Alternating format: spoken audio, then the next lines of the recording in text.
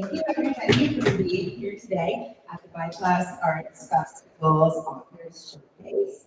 I'd like to acknowledge that we're on the land of the Haudenosaunee and Anishinaabe here on Wendat, Mississaugas of the Credit, the traditional stewards of the land and the current stewards of the land, regardless of colonial governments who may try to get in their way. Colonial governments who try to enact a genocide and who are now throwing things like duty to consult with Indigenous communities under the bus in order to push through pipelines and mines. And if the Indigenous people were still stewards of the lands, we wouldn't be dealing with the climate crisis that we are right now. So it's really important for us to put our action where our land acknowledgements are and support the land defenders. Support them with our money, with our showing up to protests, and with continuing to talk about this issue with every platform that we get, like this one.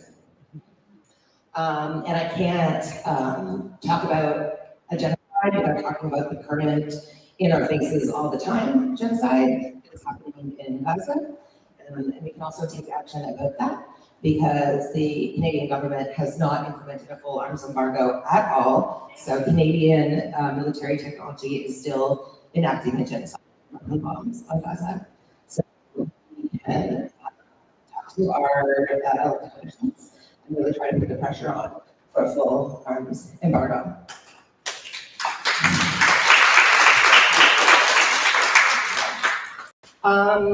Tonight is the end of, at 10 a.m. or 10 p.m. is the end of our silent auction to raise much needed funds for the bi-erasure Festival. If you look at the auction, you'll see that we've surpassed our goal, but we have shortfalls in other areas actually. So we really need to get more bids up. But the thing is, the auction has really cool stuff that you can get for like lower than cost. In fact, I've been things myself because I just want them and I want them to be cheaper than I would usually pay for them. So check out our silent auction at the32auctions.com. It's linked to on our website and get yourself some cool stuff. There's books, there's tickets to Oasis Aqua Lounge, if you know, you know. There's a Good for Her gift certificate. There is coaching and mentoring sessions. There is tickets to burlesque and drag brunch from Glad Day. Woo! So check it out. And you know, if you don't want to buy stuff, I mean not all stuff, but if you like just want to give us money, that's cool too. We've got QR codes around that will take you directly to a PayPal link to donate to us so that we don't all lose money from doing something for men. It's really valuable to uplift the voices of bisexual, pansexual, and other people. Voices are so often very ignored and visualized. The rest of the festival, so we've got workshops Saturday at 11 a.m. With collage with Jay, and at 12:30 painting workshop with Emmy Tran. Some of you may know Emmy Tran from like Paint Your Own Booty. So that'll be really fun. Sunday we've got Postcards with Jasper Bryan and Speed Fending with Michelle A. Collis. And we have biromantic, which is a single artist workshop, but it's also an interactive weaving exercise. So we weave with the artist, create participatory weaving thing. So that's going to be really cool. And then Sunday, the 21st, is our finale. We have a multi-artist show at the front room of the league. It's representing amazing. And then right directly after, we have the cabaret in the back of the ribbon. So all of the information is on our link tree on our right. Come out to the rest of the event. And I started readings. Rachel and JM and I forgot to ask Kathy have books to sell. So when you hear the readings, yeah, Kathy does too. When you hear the readings, you're like, oh my God, that's awesome! I want to buy the books. You can buy them from them. And everybody else, you can. Oh, and Jacqueline has books too. Yes. So thank you to the Ontario Arts Council. Thank you to the printing house who printed our nice posters for free. Thank you to our volunteers. Thank you to.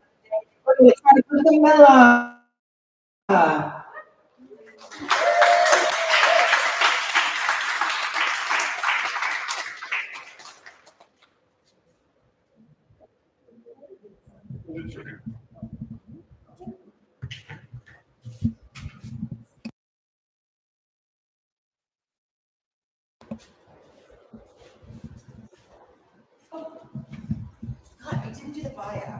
Feel free. Okay. Where am I? I don't even know what I'm doing anymore. Kalarina is an autistic and multi-disabled immigrant Ashkenazi Jewish, non-binary bi poet and educator on sexuality, gender, and disability. They've been published internationally, including in Root Magazine, Contemporary Verse 2, Augur, Carousel, Breath and Shadow, Deaf Poets Society, Monstering, Smoke and Mold, Envy Life, and Queer Out Here.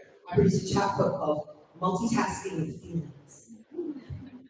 Their poetry has won multiple awards and has been supported by levels of government. Born and raised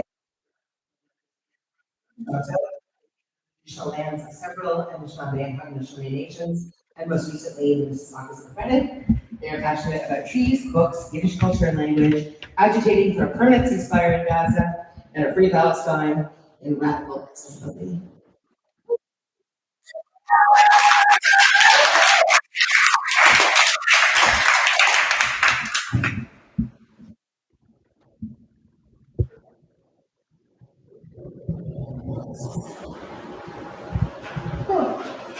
One moment, please. The battery. I got a brand new mic stand, and yeah, learning how it works.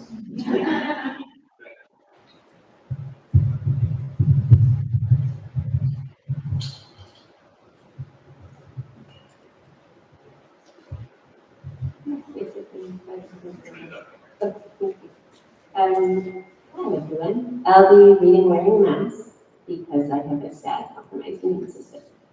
I will do some content notes for my pieces.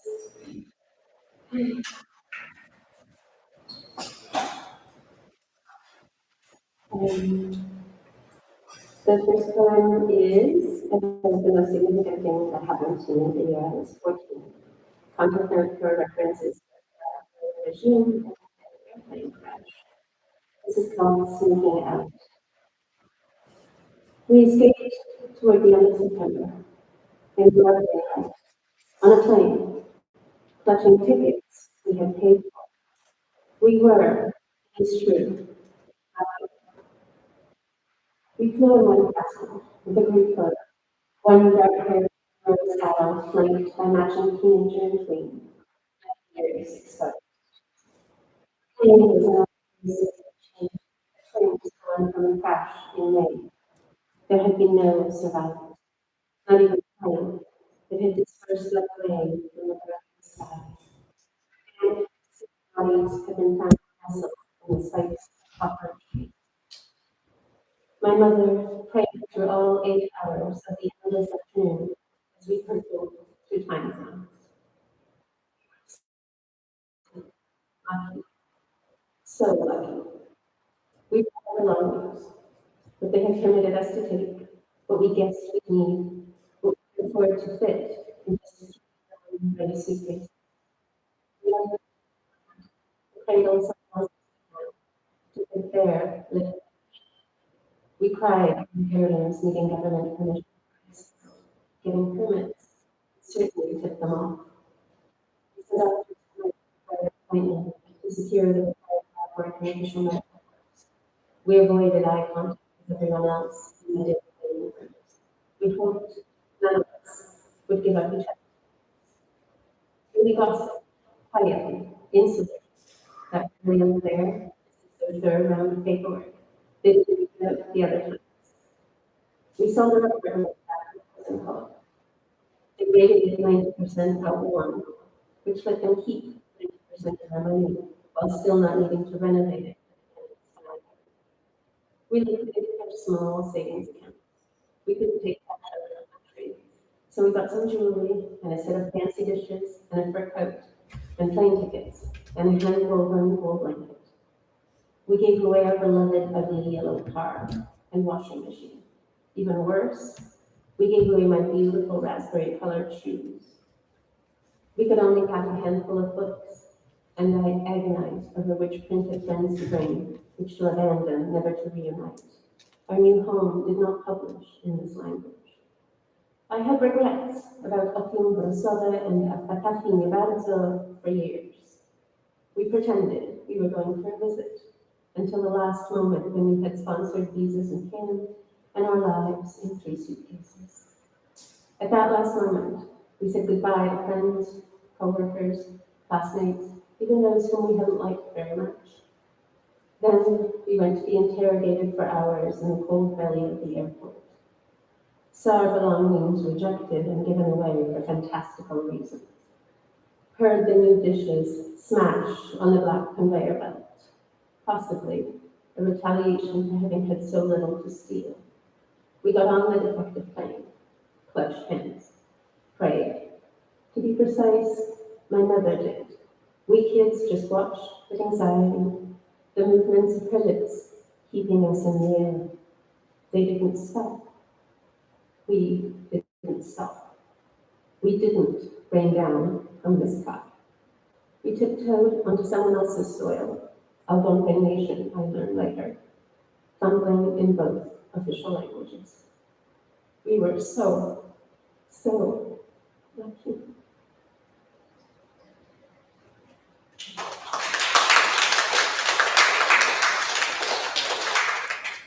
Thank you. I am aware, especially lately with the intensification of genocide in Gaza and numerous other countries experiencing war and bombings and people desperate to get out and unable to, but my experience of leaving a country that was dangerous to me was much better than it is for many other people. And so here I am was already talking about things that we could do to help the genocide in Gaza, and one of those things can be advocating to make it easier for paperwork requirements. Right now they are awful. Basically no Palestinian can meet the requirements of the paperwork that they have to file from inside Gaza or the West Bank. So that could change, and it did change when Ukrainians were being brought in when the war started there. So if we advocate with our MPs, possibly this could change too. Thank you for listening to my PSA. This next poem is new. It's a bit of a kitchen sink. You'll see what I mean. Though it does have an overarching theme, and if you pay really careful attention, there's a brief mention of queer non-monogamy. This is called The Orchard. Content notes, mention of war, death, exploitation, the evils of late-stage capitalism. There is nothing every and anywhere that is not sometimes sorrowful. From all the corners of the globe, tide flows in a harmony of crying, sobbing, sniffling, hurting, swallowing that runs the cosmos. It is the most damp, most transparent of emotions. Pull up a chair, a camping stool, a picnic table. Meet me in the orchard across the road where the music can be heard singularly clear, singularly feathery, where every sound and touch and taste in the galaxy has visited and will again. Like when you score your fingernail down the dermis of a silver Manetta apple, and she gives you a sweet, juicy smell and crisp texture and the unzipping sound of her skin, and everything, literally everything, comes tumbling out of the sap of the universe, emptying into the abundant crowns of the trees, and then the velvet grass. Spring, then summer, clockworking one after the other, the mysterious twilight, purple and dark like a caterpillar, deeply mysterious dawn, red and orange as a bleeding heart, the cricket inside, hiding in the weeds, the staccato drone of the muscular dragonfly hunting midges, loud and anxious in your face, tiny bodies on your corneas, welling up sharp tears. And the holy cockroach, unbeloved in your home, is also their home, possessing its survival skills of the strongest that ask for us. And after all, what is it to be an immigrant except to stay alive that you don't love? Like a rabbit, bear, hunted as my favorite pest, but to be dispossessed or find it traffic. The sloth or the koala, endangered in their native woods, fighting back with fatigue. And what a weapon it is, their lives wound around efficiency and planning, quick bodies naturalized and optimized.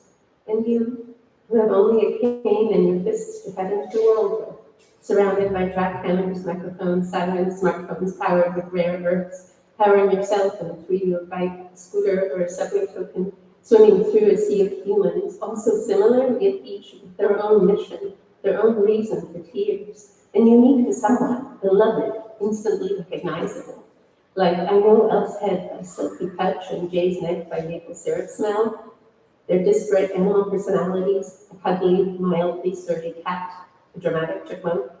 But what stays the same is the trust, generosity, the moment in joy or in need when the phone call finally connects, or hands weave together, the defenseless laughing cheeks, the singular listening focus signaled with artistically averted gaze, the garments lovingly altered or patched from ideas, colored uniforms of soft fabrics and liminal waistbands, the groceries buried and hefted upstairs in deference to flighty joints, an exuberance of giving, learned from fruit trees or mulch, my sublets and wrists caked in blue and my spindly back in beige for the trip to IKEA, where I support myself on the fickle cart while Jane hunts for discontinued red silicone muffin trays, before my unraveling hits can melt down, peevish and distracted.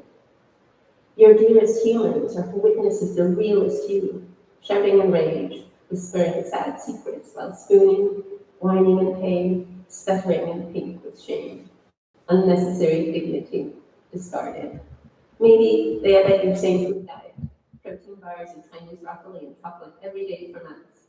Maybe they take your inchoate hopes inside themselves for safekeeping when you cannot believe in better futures. As plutocrats mine space dust and plan trips to Jupiter, while burning down the only round blue ball we have to live on, a galaxy marble we can't quite grasp, which somehow makes it less real than money. But sometimes we know the whale and the seahorse, the rat and the pigeon and the human occupied territory are smart and precious and should not be made extinct for profit, which chokes us with gray smoke in our throats, drips out of our nostrils when we see on the news that investment can mean weapon sales, does mean dead humans in Gaza, in Congo, in Ukraine, and to listen to a parent, a sibling, a cousin, even a passerby howl about a sudden slaughter in a house at night, or on the street in line for ration food, at a birthday party, while harvesting olives on the eve of a ceasefire, is to break a heart or a planet.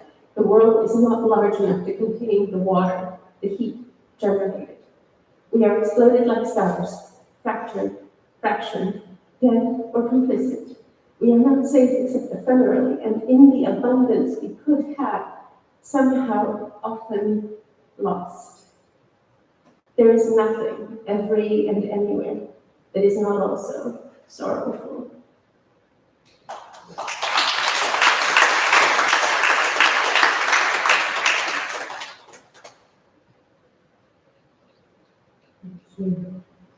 This next poem is a love story. Yeah, I'll call it a love story. Content notes for references to child abuse and explicit sex on page. This is called Starfish. That was a terrible and marvelous spring. The sun stayed up later and later, and so did we, talking and touching, in the indirect afternoon light, in the thin dusk, in the dark, the boxes of our eyes pressing the images closed. Soft, dark hair, dull tear tracks, hopeful mouth shapes, tenderness spreading under our skins like a virus or a vine. We weren't used to love, feeling it trickled and fled through our rusted, sedimented insides. Oh, the shrieking pipes of our hearts hurt as we expected. So much pressure, our eyes, our noses, fountained. Then our hunts, hawks, whatever else our jeweled bits could be called when two boy girls go to bed. The dreadful capes of our shared past did go with us. Flick, flick, flick, like the ticker at the bottom of your orbital sockets. Tap, tap, tap, went your fingers wrapped around my back, your voice beating against the sharp memory curved inside your mouth. But we gentled them, restitched the nets of them with our words and hands, made them something we could live in bed, weeping, and we played, single-mindedly, avidly grasping the flesh, your sweet small feet, my round slick ass, my knuckles, your breasts, your quiet forms. And I'd never come that hard, had never felt like I was shedding the bricks down from the walls, sanding my vocal cords, had never welcomed the sun rising on a lover's face as they gazed down at me, until then. We came together to fuck and worship again and again. It was our sail away out of Neverland, the gentle closing of some hard covers. Then it ended, like a torrential summer rain, a flash flood carrying away the possessions of a lifetime, and it was only then that I knew I packed my body with you. You were in me, brick, stitch, and vine. I couldn't yank you out, empty me out like a house newly to let. It seemed that would be removing the circuits, the load-bearing beams. So I sat down and waited. Waited while crying, waited while wanting to die under the wheels of a bus, waited while trying to make myself eat or sleep, waited to lose you, like a gender fluid starfish might lose a limb, waited to see what I would become, who I would become.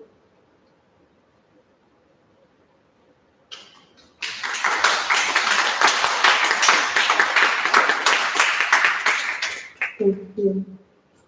This final piece, due to being a multi-disabled person whose body goes into medical crisis with some frequency, I have visited quite a number of ERs.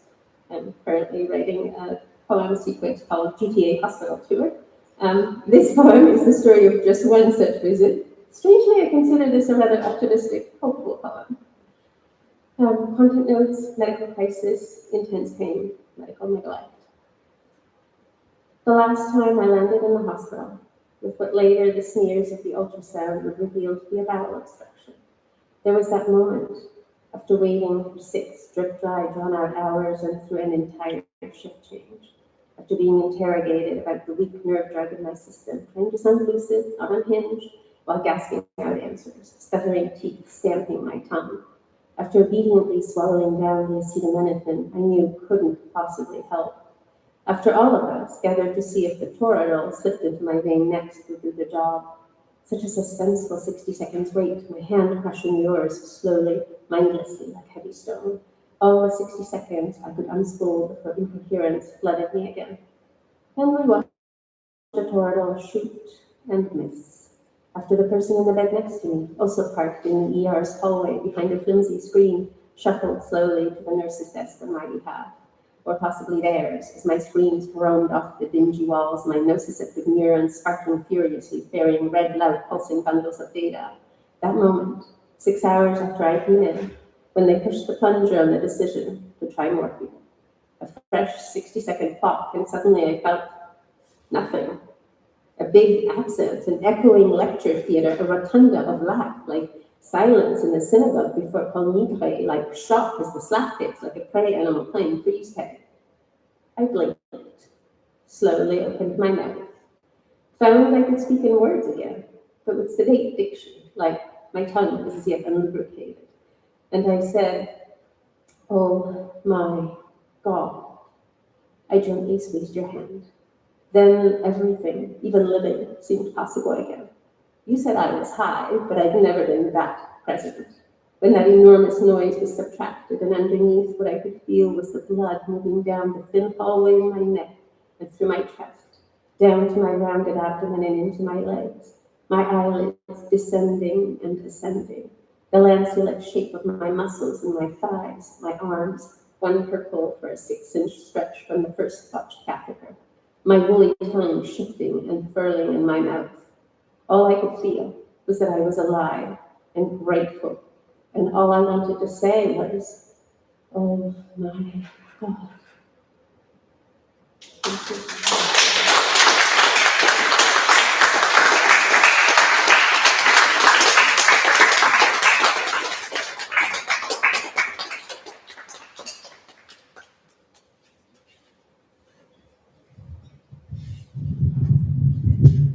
It doesn't like a hospital, right? I spent way too much time in hospitals this year. Yeah.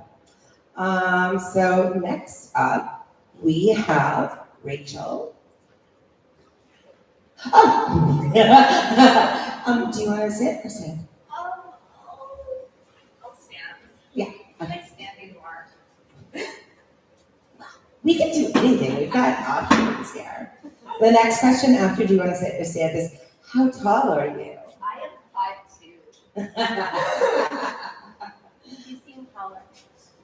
I've been told that. People who meet me on the internet see me and they're like, "Oh." I'm like, "What's going on?" This is a new stand for all of us. I can fix it. Yeah. I can just freehand it too. I just want to have a purpose. Okay. We have many purposes. No. Also, I'm so glad. I'm Michael. I'm one of the Glad Day folks, and we're so happy to have you Thank here you. again. In the new space. I mostly just do tech. It's my big job. Wonderful. Yeah, if you've got it facing the right way. It's a little stiff. Probably a joke there. Thank you. Awesome. So Rachel A. Rosen is an activist, graphic designer, and for her sins, a high school teacher. In a previous life, she published 2 long-running anarchist zines and designed a uniform for the Christy Pitts Hardball League. Those are different things. Yeah. She is the author of Cascade, Blight, and with Zilla Novikov, the co-author of The Sad Bastard Cookbook, Food You Can Make So You Don't Die. More of her writing can be found in Beyond Human, Tales of the New Us, Instant Classic That No One Will Read, The Dance, and Troll Breath magazine. Rachel co-hosts the Wizard and Spaceships podcast with David L. Klink. Assistant to 2 cats. Hi. It's really nice to be here in this new space. I actually launched my 2nd book of this series, which is called The Sleep of Reason, Blight. It was one of the last events of the old Glad Day, which was very bittersweet. I launched Cascade at the same location. So I have parts of this book. So this is the first introduction to my epic doorstopper fantasy trilogy set in Ottawa. I'm actually not the first person to have done that. So there's probably better sections for bisexual representation in this book and definitely in the sequel. That said, we don't always go around just openly representing ourselves. Sometimes we sell out our ideals and work for the government. Sometimes we try and fight the climate crisis, and sometimes we just, struggle to sit on chairs properly. So that's why I wanted to stand. So I'm going to just start reading from the first novel in the series, and both this and the sequel are for sale, along with these lovely fascism shall be destroyed patches, if that's your thing too. So this is a very long, epic story with a million point of view characters spanning a wide geographical area over about 3 years. But it begins very simply, as I said, in Ottawa, and it begins with a photo. On a blistering September morning, 4 months before Magic poured the country a brand new asphalt, Tobias Fletcher stood in front of his wife, a dizzying array of choices before him, all of them wrong. It wasn't idle nerves. Tobias had shot for AP in Aleppo, where the click of his shutter separated a clear, placid day from a maelstrom of bone and rebar. It was about preparation. Whether a combatant or not, you wore a flak vest in a war zone. Tobias was about to ride into battle against Ian Mallory, the federal government's resident wizard, and he needed the right armor. Or some means of disarmament. Tobias was a jocular golden retriever of a man, slow to anger and quick to forgive. He prided himself in moderation in all things. He ate sensibly, watched his salt, cycled to work. He did not bring up politics unprompted. When asked by new acquaintances, he described himself as socially liberal, fiscally conservative, and switched the topic to hockey. He did not speak of magic. It didn't touch his life, except in this one particular way. He was, in short, an unlikely man to provoke a revolution. But the gentlemen's agreements that held civilization together only worked when everyone agreed to be gentlemen. And when they didn't, it became the duty of gentlemen to get a little uncivilized. Lucy, his wife, was a perfectionist who understood the impact of a flourish. She'd unearthed a pile of ties from the walk-in closet that Tobias had set up as a dark room, now colonized by wardrobe overflow when it first moved to Ottawa.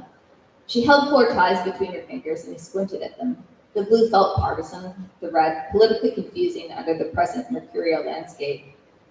The green works best with your complexion, Lucy insisted. Tobias considered whether it would look garish against his charcoal suit. The gray would bring out his eyes, not yours. Should he even wear a tie? Dress had taken a turn for the disheveled up on the hill since the cocaine socialists had taken over. But that really was the problem, wasn't it? The rabble wasn't just at the gates. It had invaded the palace, snatched the chain vases, demanded and received the heads of the aristocracy, and was, figuratively, if not literally, shitting on the tables. And at the center of it all, Prime Minister Patrice Abel slouched on the throne with the stolen golden crown, drunk at the feast with Mallory, his shriveled, sulking vizier at his side. The election might be called any day now. When it was, the Post editorial board had made it quite clear about its desire to see Canada's 3-year experiment with magical governance end. Tobias was there to observe, to document, and not to editorialize. If his camera happened to catch Mallory leading a cabinet minister around like the Pied Piper or performing telekinesis on the press gallery, so much the better. Tobias reached for the green one, holding it up to his collar in the mirror. I didn't even know I owned so many ties, he admitted. She tilted her head to one side. It's Cynthia's profile, not yours. He won't even be looking at you, let alone making you cluck like a chicken. If that was the worst thing he'd done, I'd forgive him. Tobias looped the tie into a Windsor knot. This is about democracy. It's one thing when 2 gangs of bastards murder each other with regular weapons like normal people. It's quite another when the enemy is hexing the opposition and all their descendants. This isn't supposed to happen in Canada. Anyone who thinks that democracy and a tiny minority of wizards can coexist is a fool. I think they prefer MIA. Like so much else, terminology was a lost cause. Magic could return to the world too late, long after the mass media had established a vocabulary for it. That vocabulary sat uneasily with the gravitas of serious politics. Magic affected individual was about as anodyne and euphemistic as it got. That was editorial's problem, not Tobias's. You're right about the grain, Tobias said. He checked his armory again, gauged battery levels and cable connections. The padding in his messenger bag was more than adequate for his Nikon and the microdrone nestled in its tiny foam casing. I might just be the photographer, but if I can play a role in ending Ian Mallory's reign of terror, I will. He expected her dulcet laugh in response. Instead, Lucy straightened his tie. She watched him with the same seriousness as she had 2 decades ago when she'd been an ambitious young music student at McGill, during the heady days when the Cascades magic could remake the world. Great, she said. Go do it. The Septembers of Tobias's childhood were bright and crisp, carrying in them the cool premonition of autumn. But that was before. Now the grass had baked to parched yellow and brown. The official end of summer was marked only by the return to Parliament Hill and the retreat of school children to the century-old brick fortresses that kept the public safe from them. Even at a leisurely roll through residential streets, a thick sheen of sweat settled over his skin. The Post Ottawa correspondent, Cynthia Tan, was meeting him on Laurier Avenue West, in front of the office that housed Mallory and his staff. No one had been exactly sure where to put the consultancy department that insiders called the broom closet. Public safety had, ominously enough, seemed the best fit. Cynthia emerged flustered from the cab, only 5 minutes late. She was a good choice for the Ottawa desk. Photogenic, soft-spoken, non-threatening enough to capture subjects with their guard down. Courtesy of parents who'd fled Hong Kong just before reunification, she was possessed of an allergy to anything that carried the faintest whiff of socialism. You ready to nail this guy, she asked, already walking briskly ahead of him despite her shorter strides. Tobias shifted the camera bag at his side and nodded. Always chivalrous, he held the door open for her. Outside Mallory's 3rd floor cement cell, the reception desk was staffed by an intern with a coffee stain on her sleeve. The downward hunch of her shoulders told him that she noticed and lived too far away to run home and change. He smiled sympathetically, but she didn't look up from her computer screen. Tobias peered past her desk. There was another short corridor, and then the office itself, the door ajar enough to be an invitation. A cursory desk revealed that the girl hadn't been and wouldn't be there long enough to accumulate many personal items. There was a printout that might have been a locket around a woman's neck, and a strange, dilapidated lineup of rubber stress toys. They were grubby, as if someone had given them to her as an office warming gift, and unpredictably, they proved more useful than expected. If she hadn't been on the enemy's side, he would have felt just a little bad for her. "You're from the Post," the girl said. She adjusted her thick black glasses over the bridge of her nose. Mallory's empire was built on the ashen corpses of eager to please young women. "He's expecting you. Go right in." "You sure?" The girl might be just as corrupt and ideologue as her boss, but she was just as likely punching a clock or trying to complete university co-op hours. Not beyond redemption. Empathy was the better tactic. "From what I hear, he's a bit..." The gesture was supposed to be teeth or claws or something. "Prickly." The girl reached for a well-used fidget spinner that lit up with the click of her wrist. She said. "Don't know where you get that impression. Go on in before he turns you both into toads." Tobias dropped his knuckles on the door jamb, just in case. There was no sweat on Mallory. For all Tobias knew, he came to work in an armored car, flanked by flunkies with old-fashioned handkerchiefs. Maybe wizards didn't sweat at all, had found some supernatural means to avoid the myriad liquid humiliations of mortal flesh.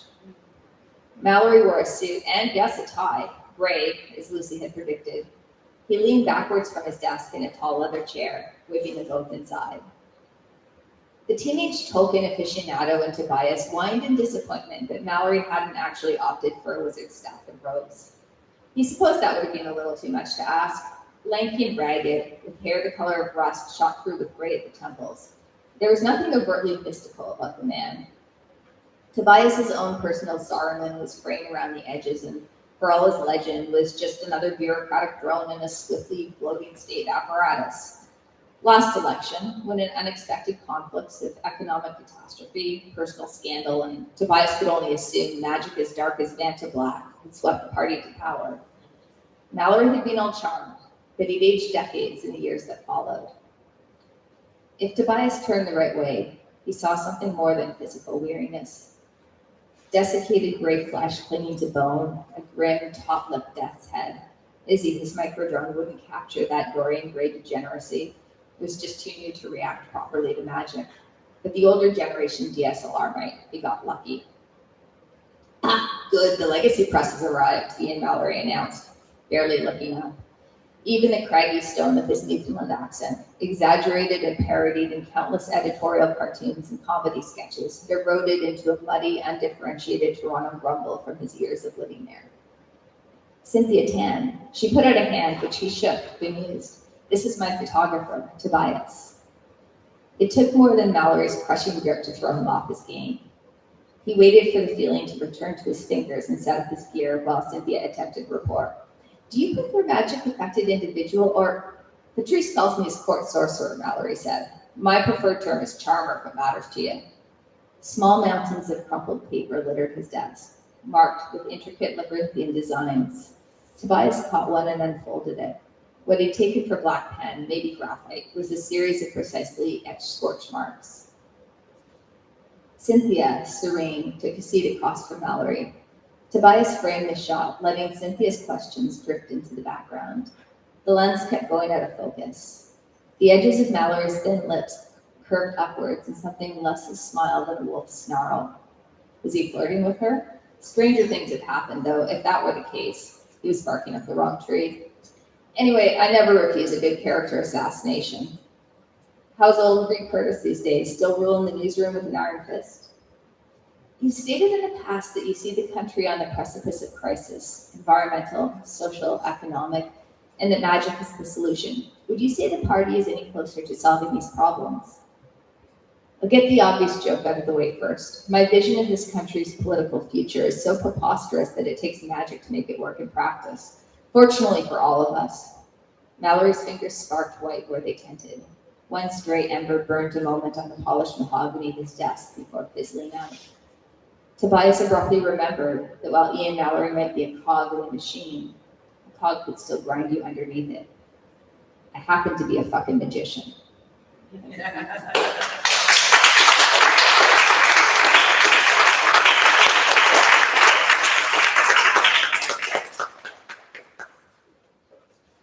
I also work for a government. Fun times. It's no magic though. Next up, we have Jacqueline Chia. Jacqueline is a queer Southeast Asian poet who calls Toronto home. She is returning to her love for poetry after spending more than a decade steeped in academic literary perspectives and currently indulging in a slow but enriching creative process with writing. She draws from memories and recollections of Southeast Asian folklore, creation myths, and superstition passed down from her family as ways to explore themes of migration, diaspora, childhood grief, and love. In 2023, Jacqueline published the poem Self-Portrait in a collaborative project called I See You with Kyoto Seita University in Japan and a small group of Toronto's queer community. Over the last few years, she's been reading her work in various poetry showcases and is currently editing a full-length manuscript, The Garden of Good Bones, for publication. Jacqueline is also a jazz musician and enthusiastic gardener who is into plant identification, food sovereignty, and foraging.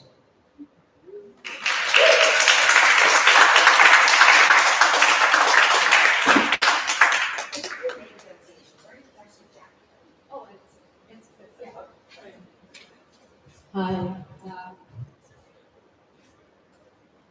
Hard to follow up some really, really good reading, so I'll do my best. I have 7 poems. I'm not going to give too much context other than a lot of my work focuses on many different types of love, not just romantic. It could be familial love, it could be friendship, it could be love of a place, which very often can break your heart. We can see that all over the world right now since colonization has drastically displaced the whole world, we continue to see it done in real time. So I'm going to read the first 5 poems, and please enjoy them, and then I will talk a little bit more about the last 2. So this one is called Change.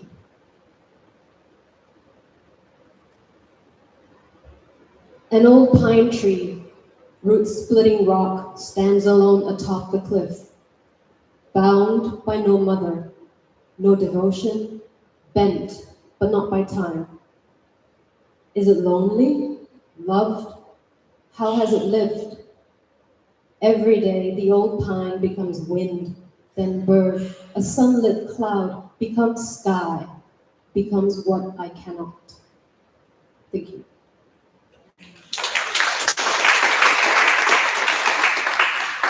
This next one is called For Flowers to Cure Heartache. For flowers to cure heartache, they must first be dusted by the wings of history. When picked, they shall be shook, so those of us who cling on, drunk to the drops of nectar, tumble, learn to unhook our mandibles. Petals wilt, sea pods belch, against the wind we struggle all over again. We hoard papery sunshine, bringing together a dazzling blue line. Sweet joy once uncontained, now coppered into a pair of Rodin's hands. I cannot touch, but look, love is everywhere. Thank you.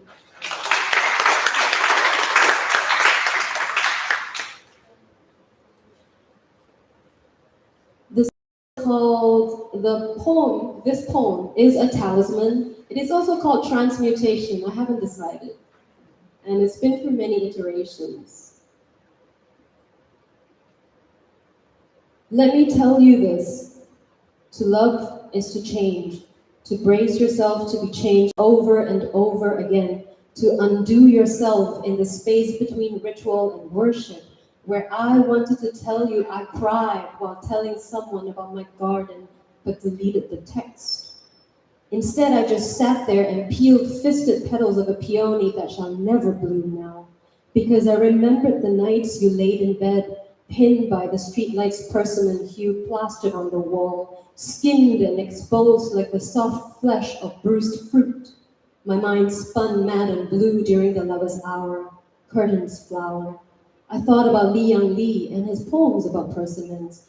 And so my heart set on going to the store tomorrow, I'll buy 2 of the best ones I can find, paint them against the brooding dusk, and then eat them the way the poem tells me to. And with fruit in my mouth, I'd say, did you know as a child I was taught to eat spells? Let me show you. Here. It's really simple. You write them down like this, burn it in a tall, clear glass, mix it with water, then drink the ashes. Grandma said they're talismans to keep me from harm. You ask if this is a joke. So I say nothing about them protecting me from love coming undone that summer, the wild heat rattling and watchful under the dandelion moon. I gathered and scraped together our love and concocted a talisman. I love you, I burn it, I drink it. I love you, I burn it, I drink it. You tell me this. Those who live in the mountains know the only way to feel the sheer cut of cliffs is to stand at its edge. Feel the wind in your hair. I'm standing behind you in the kitchen, cutting up your favorite fruit for you. Not a persimmon, but a pear just starting to show signs of ripening. Not quite the first blush of love. And I know eventually this love will grow too heavy. It's not too sweet, you said, dragging your tongue along its soft pebbled flesh, crisp like an ocean boulevard, your thumb on my lip, hair-stained hand reaching for my nape, a kiss on my forehead to seal the scent of fruit and salt in the air.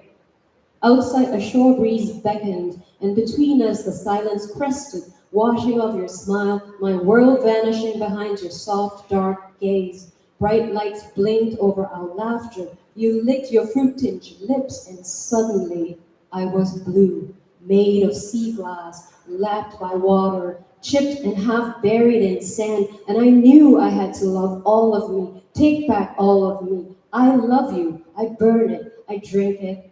I love you, I burn it, I drink it. My shadow dropped with the wind into deep vales you couldn't see from your mountain top. I whispered in your ear, go slow, my love, and drove away in the car we bought together. Listen, when starless night tightens your chest, I'm in the morning call of the Coel, the languor in a river mist, a flash storm on grass bank. Come find me if you can, and bring fruit. Thank you.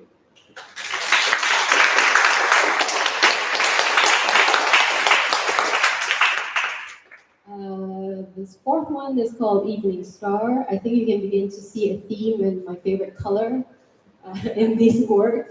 I hope so. So this is Evening Star.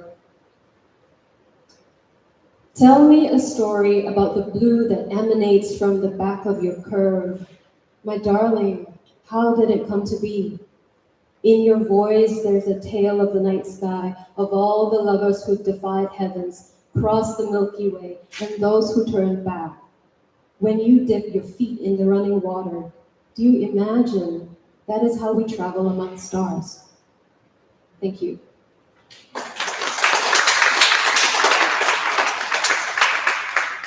Okay, so a bit of context about this next one is called The Leopard. I grew up on a kind of a Chinese saying that says that it's easier to move mountains than it is to change your personality. I think in a room full of people who believe that all of these things are a construction and everything is fluid, this is a bit of a right back, not just for me, but for a lot of Asian daughters, I think. My mother says a leopard will never change its spots. She means you are born as you are, you die as you are. There is a spot for a husband, a car, a house, for dinners, children, a credit card, and another, so she can say to Auntie Pauline, she's going on holiday, Mummies, to London, Paris, paid for by her daughter and son-in-law. I wanted to be a real leopard when I grow up, free to roam all day, lay in tall grass, drink from streams, pounce on unsuspecting prey, let my spots hide me, give me away to bigger game. But under my mother's gaze, my spots faded gray, speckled, streaked, I go mad, stalk those who stole looks at me, refuse food, refuse water, refuse to walk, refuse the cajoles, refuse the whip. Undeterred, I kept going. Dropped my claws, dropped the tail until feckless, toothless, devoid of edges. To my mother's chagrin, this abject creature, no longer her daughter, and altogether queer, I grin. Thank you.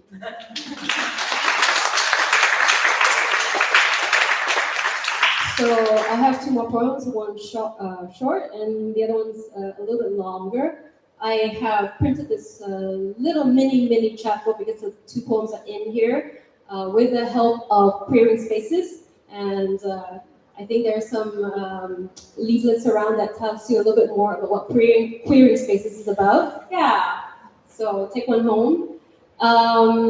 This book is for sale for $10. All of the proceeds will go to a mutual aid fund for Gaza that has not yet received any donations.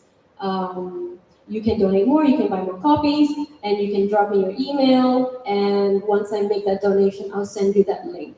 So this is the only reason why I wanted to print these poems out. So yeah, hopefully you will like them enough to purchase a copy. The first poem is called The Turn, and the second is called All That You Are Is Change. They're kind of like, I want to say counterpoint, but I think it's a bit of a wrong word. Well, I'll let you make the call for yourself. So, The Turn. Find God and break him. Find every god and goddess, tear them asunder. Put their splinters of divinity in your hair, so that every way you turn, you dazzle during shadow play, seduce with light. All the things we used to say to each other become, what do they become? The day is done, the day is done, the moon is on fire. I want to kiss you, but you wouldn't stop turning. Thank you.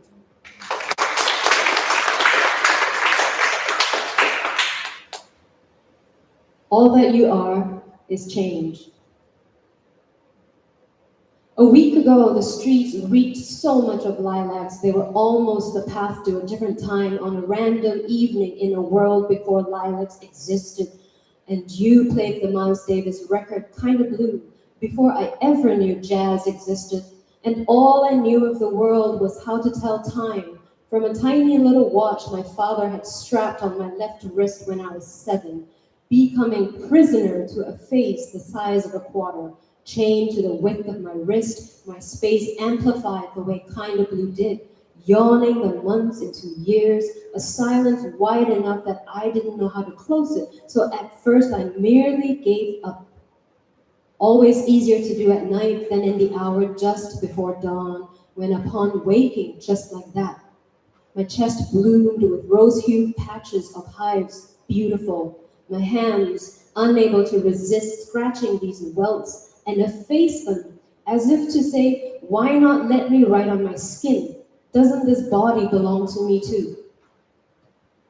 Therapists tell me to channel all that anger, to take back my power. The only way through grief, they say, is through. As though rage isn't just another commodity we can tap into, use it for good the way I stunned a bug with my slipper on the kitchen floor.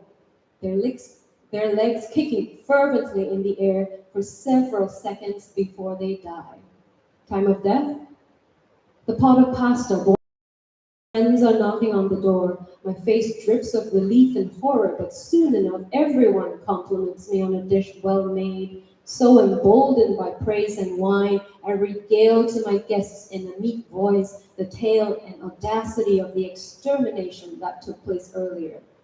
A state of malevolent absurdity, powerful enough to invoke the ghost of Kafka. So people nodded, murmured the metamorphosis, and everyone murmured, the killings, the killings, the killings, those innocent lives, the children, what a fucked up world, what is there to do about this unnecessary violence? But listen, have you heard both sides? Until it behoved someone, not you, host, to ask, how many have died in the time we took to channel the anger? What is the population of a place where sorrow is permanently stained, made palpable on the skins of a people? I shrugged, the chain on my wrist tightened.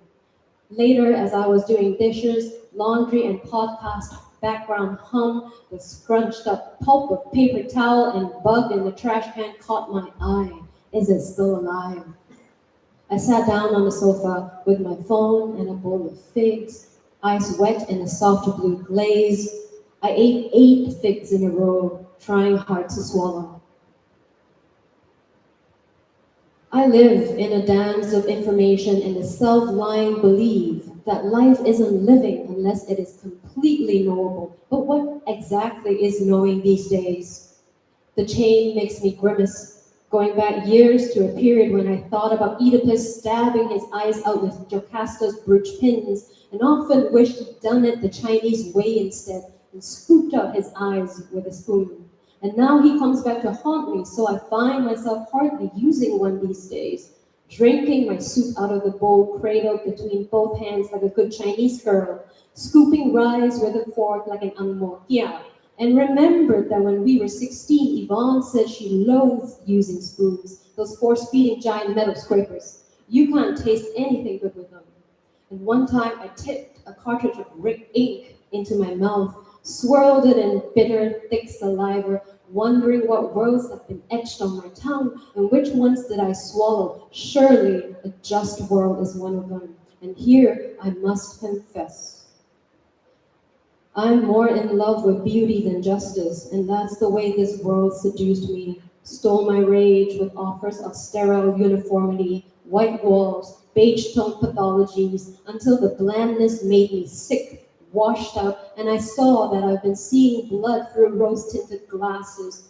And as though I'd been sleepwalking, ripped out a kitchen drawer for a spoon, the cupboard for a pot, I find myself out in the street crying for blood, smoke in my eyes, voice like a crone's, and hackle, Viva, viva, Palestina, jingra la migra, fuck the police.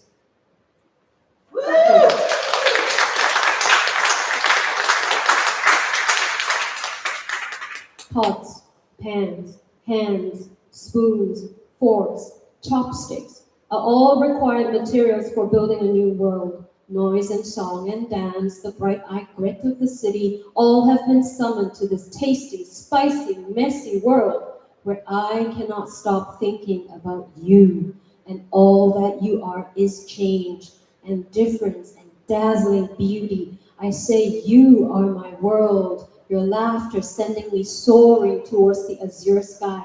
I want that so much more than the scent of lilacs and neighborhoods. I want to be the moth escaping the LED lights, turning back just in time into darkness, to be burned by the fires that have been lit, the fires that now rage. I know I'm a fire starter and a firekeeper, the storm watcher who also gathers the waters. And would you believe me if I told you, all these years ago, my love, I dreamt of you, defiant, raging with love, strong and gentle like the earth bending with the river's wishes. And I brace for you that will come hurling rocks, 1,000-armed gods and goddesses to disarm the unstoppable force and to sway the immovable object, because we must change and be changed.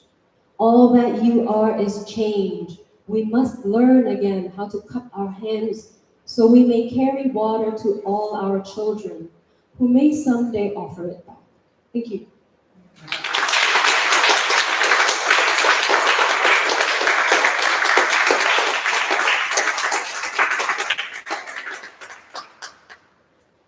I sense a theme, which is that bisexuals are rampantly political. I love that about us. Does anybody need a break? Want to use the bathroom? Get a drink? Yeah? Yeah. Okay, let's take a short little break because we're at the halfway mark. 5 minutes. There's drinks downstairs, there's washrooms this way. You can read about the storytellers, you can pick up a bookmark, and if you brought cash, you can drop cash in the cash box if that's how you prefer to donate.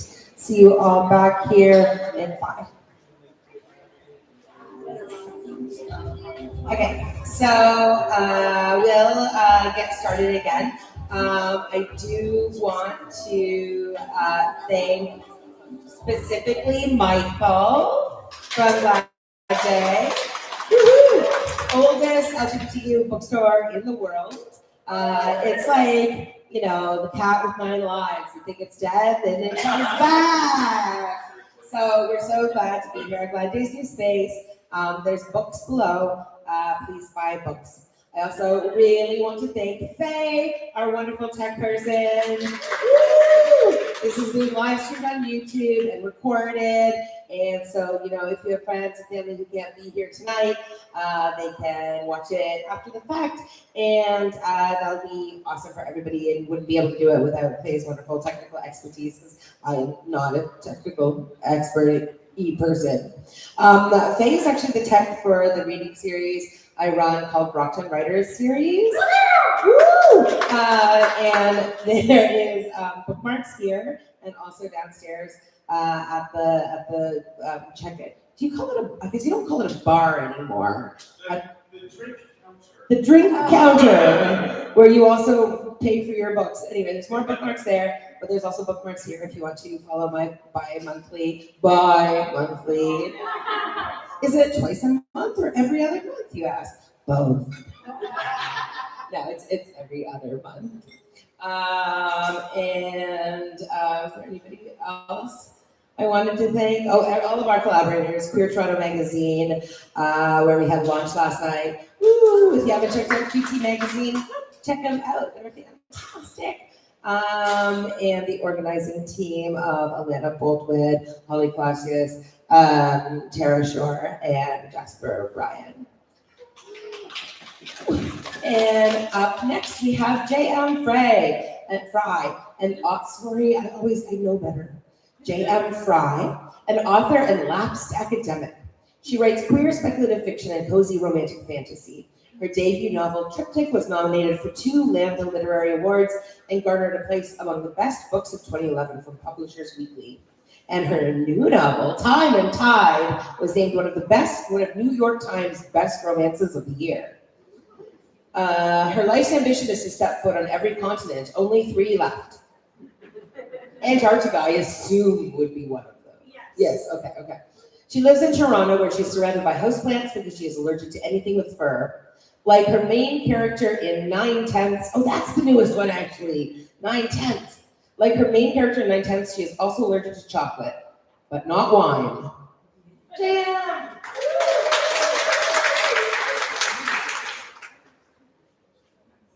You did leave one person off that list to thank. You! So thank you for putting this together. I'm going to put my water beside me because it's fine. Because it is a bit dry in here. So hello everybody, thank you for being here. We really appreciate everything the festival is doing, and thank you to my fellow readers because you have all been amazing, and I have really enjoyed this. So let's do one more. Going with the theme, 9/10 is actually coming out in 10 days, but I do have advanced copies in that suitcase if you want them. And it is a story about colonialism and settler accountability and the dissolution of empires and the death of monarchs. And this is all told through the analogy of dragons, except that in this book, the dragons are actually dragons. And the story is about a cute, shy dragon who's got a crush on his barista and ends up roasting coffee beans with his dragon breath and accidentally taking down the British Empire by doing so. Oops. So this is, I'm gonna not start at the first chapter. I'm gonna start right at the not meet cute, the meet ugly. Colin, the barista, is the one narrating this story. And Colin is suffering from a quarter-life crisis, but because he's quite ambitious, he's just turned 23, so he's suffering the quarter-life crisis 1 year early. And he received a sunrise alarm clock from his older sister for his birthday. And this is where we're starting. Spoiler alert, that alarm clock sucks. Stu was right, and I can't tell when the light gets bright, and I am stupid lucky my brain wakes up on its own, shouting, "Something is wrong!" It takes me 30 solid seconds of staring at the display to figure out what the something wrong is. I am late. I am also hungover as hell from my party. So I run the it's only my second time reading this. I run the 4 blocks to the shop, throbbing head down, gulping on air to keep from puking, and hoping I don't bowl someone over. I'm envisioning the line of pissed off suits waiting by the cafe door, tapping expensive shoes on the filthy pavement. Or my boss, Patty, writing out a pink slip to fire me. She'd do it too, even if she had to go buy the pink paper specifically for the dramatic gesture. Rounding the corner, I am both relieved and horrified to see that there is only one person waiting. Shit. I totally screwed the morning rush. That's hundreds of bucks Hattie is out. Heart fail. And then my stomach swoops because it's him. Now's not the time to be kicking yourself. Now is the time to open the goddamn door and make some coffee and steal some of the weapons-grade painkillers Hattie keeps on her desk. Hangover headaches are the worst. The fact that I did it to myself makes it even worser. Worser? Whatever. I hurt too much right now to care about whether that's a real word or not. Worser than even that is that I look like something that crawled out from under my bed, and he looks unfairly delicious. The newspaper under his arm is in French today. He looks slightly desperate for his Café Tobio. That's a short pull of espresso doppioed into a drip coffee in equal amounts. Hardcore! If I didn't know what he was, I'd say it was a macho drink ordered to intimidate, like the dudes who eat hot sauce that's too spicy to look cool. But who knows what caffeine does to people like him? Maybe coffee alone isn't enough to give him his morning perk. Maybe he just likes the taste. Sorry, I say, as I swoop in. The split tongue steps back, gesturing to the door. This close to him, I can tell that he's got that weird aftershave on. The smoky amber with musky deep undertones one of fermenting grapes that one field trip too many to a peninsula winery has tattooed on my brain. You're late, he starts, and I shouldn't call him a split tongue. Even in my own head, it's not polite. It's verging on a slur, really. Being hungover is no excuse for meanness, especially since he doesn't actually lisp. What he does do is talk in a skin-tinglingly precise accent that's British on the vowels and hard Canadian on the consonants. It's arresting. It's lyrical. He even rolls his R's a little okay, and I have wondered how you can get a forked tongue to do that. The point is, it's the kind of accent that no one else has had in decades. Maybe centuries. I don't know. I mean, I have no idea what the dude's name is, let alone his age. Kind of a weird thing to ask. I'm aware, I grunt. Allow me. It takes me a second to realize that he's trying to get at the door to, open it for me? Like some sort of romantic hero? Oh, no. No. Well, that's cute. That will not do. This close, I can feel his body heat, and it is too early for this. I got it, I say, a bit stronger than is polite. His eyes snap wide. This close, the sunflower yellow of them is flecked with sparks of warm amber. He blinks a few times, the gold leaf freckles that dance across his cheeks and the bridge of his nose getting lost in a mortified flush. I'm being an asshole. Sorry, I say again. Can you just let me actually unlock it first? He stands there, all handsome and forlorn. I thought you might be ill. I drag my under-caffeinated gaze from his mouth, and he looks hangdog. I want coffee.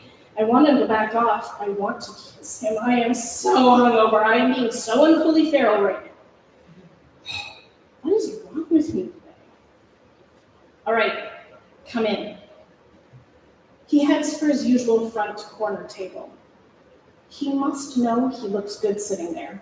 Possibly he likes this table because he likes his back to the wall and an eye on all the exits. Hattie had painted the support columns of the old black building the same blazing bronze as her logo, and they do frame the view of the street nicely, and the view of him from the sidewalk. Or maybe he just likes the warmth from the windows. It could be a cold-blooded lizard thing, but honestly, I really think he's doing it just to torment me. because when the sun hits the front of the building just right, it sparks off his spun copper hair, lines his high cheekbones and beaky nose in gold, gilds his shining freckles, and lends a flush of warmth to his otherwise cream-pale skin. What? I was going to be a writer. I'd already decided how I would describe him on paper. Don't judge me. God, I'm thirsty. I lie to myself and pretend I need something to drink. The fact that I can almost hear the syrupy anime love theme every time I look at him is the unfairest kind of bullshit imaginable. I am a trash person, lusting after him when the most we've ever spoken before today was the time he miraculously asked for a second Cafe Tokyo. He'd had bruises under his eyes like thumbprints. I'd wanted to ask him if he was okay, but he was back to his table so quick, and maybe my sister is right and I do need to lay off the romance films. Thirsty. Focus on coffee. Right.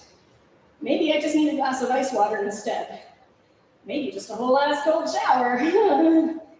I get all of the gear flicked on, checking water levels and pulling the wands out of the sanitizer buckets, then grind the first pot for the perk. In the dark kitchen, I crank the industrial oven up as high as it will go to pre-warm, scoop dough from the huge bowl left in the fridge last night onto trays, and climb the stepladder to dump a burlap sack of fresh beans into the massive stainless steel bean roaster in pride of place in the corner of the kitchen. In my back pocket, my phone starts playing a punk version of You're the Cream in My Coffee. Shit. That's my alarm to start the second batch of scones. Damn it, I don't have time to let the oven preheat properly. I shove the tray in. Then it's back out front, where he is sitting primly in his corner, eyes on his newspaper. Just me. And him. And the stretching, hissing, clunking, dripping, painful silence. Ugh, get your ass in gear, you embarrassment, I mutter to myself. Beg pardon? He asks, voice raised politely. I said that the espresso machine is warmed up. Cafe Tokyo? Please. He crosses his legs. There's a flash of turquoise at his ankle. I only catch it for a second, but it looks like he's wearing socks with cartoon dragons on them. Okay, that's more playful than I thought he'd be. Coming right up. I appreciate it. And you are well? He asks, which is the longest string of words I've ever heard out of him. Yeah. I turn to the machine, tapping out a careful 27 seconds with the toe of my chucks, timing as the espresso fills the demitasse. I'm so completely in my head and totally not expecting it when his voice comes from somewhere much too close, just over my left shoulder. Oversleeping could be a symptom of I shout. And Christ, no! The one in my hand goes flying up, sprinkling boiling hot grounds like freaking pixie dust. He ducks and snaps the newspaper over his head as they rain down. The sharp clatter of the wand hitting the tile makes both of us wince. In the aftermath, we stare across the counter at one another, eyes wide with what I assume are matching shocked expressions. You? He starts again, and I hold out my hand to stop him. I'm fine. I've never known you to shit your chatty today, I say, and it's accidentally catty. He flinches, stunned. A glob of espresso grounds plops off his shoulder and splats on the tile floor. Sorry, that came out wrong. Sit down. I'll make you another one on the house. Please, just sit, and perhaps I should go. He lowers his paper and flicks grounds off the toe of his shoe. Oh, shit, are they expensive? Am I gonna have to pay for, shoe dry cleaning? No, please. That lurch in my stomach again, and it's only because a morning that has started terribly and has only gotten worse would become really awful if he wasn't sitting in the sunlight, glimmering brightly. Please stay. If you are ill, you ought to be taking care of yourself first, he insists, instead of acknowledging my plea.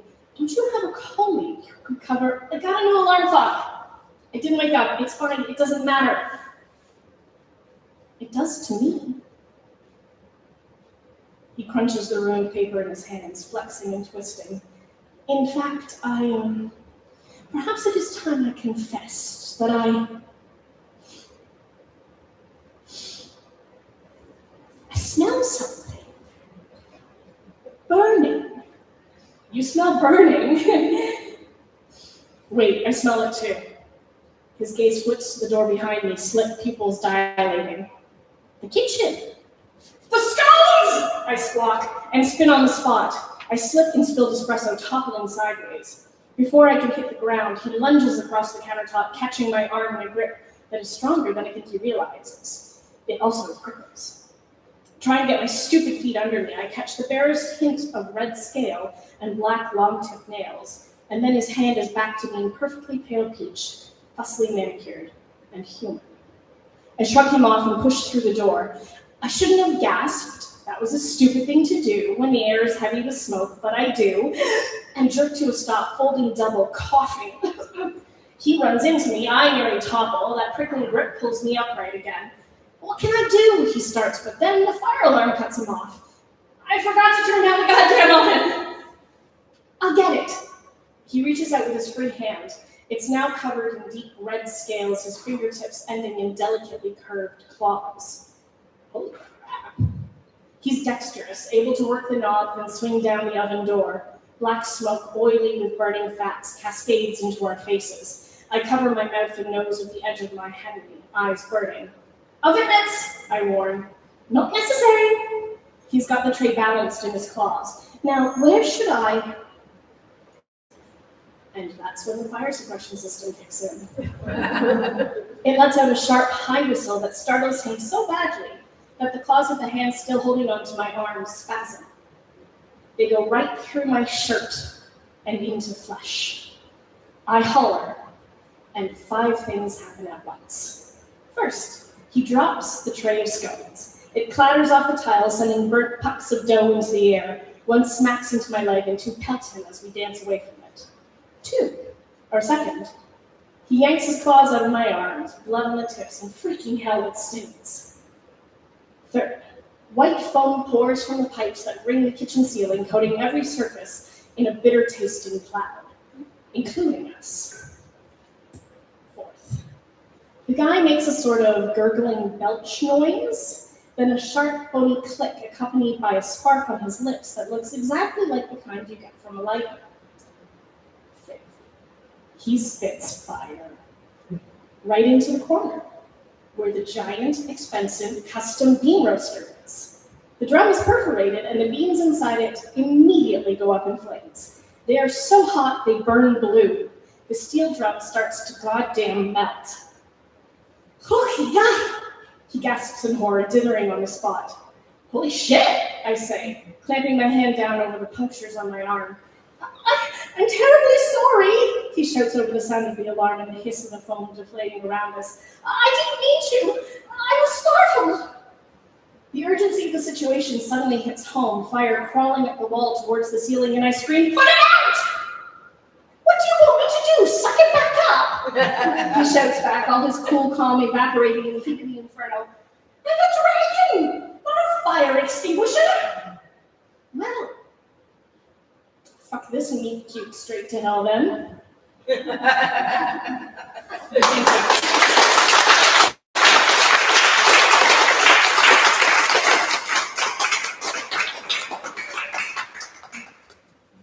I am also clumsy, but it never got me any dates. Next up, we have, Next up, we have Sanchari Sir. Sanchari Sir. She, they, has a PhD in English from Wilfrid Laurier University. Their interdisciplinary doctoral project focuses on the representation of the subaltern body in South Asian diasporic women's literature, intersecting with affect, disability, refugee, queer, and trans studies. Twice recipient of the Lambda Literary Fellowship in Fiction and other awards, their creative and critical writing appears in Al Jazeera, Michigan Quarterly Review, Daily Extra, Book Awards Toronto Book Awards shortlisted The Unpublished City, 2017, Canadian Settler Colonialism, 2024, Trans Narratives in South Asia, Decolonial Understanding of Transgender Lives, 2026, and the Handbook of Global Trans Cinema, 2026, and elsewhere. Woo!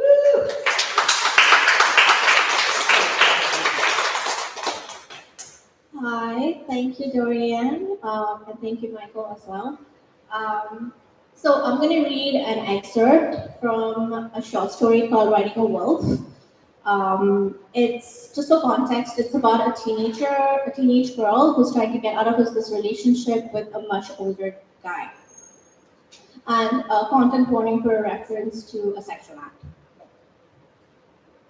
Here's the thing about social contracts. Once you get into one, you believe that you're obliged to see it through. In reality, you can quit at any point. Like hugs.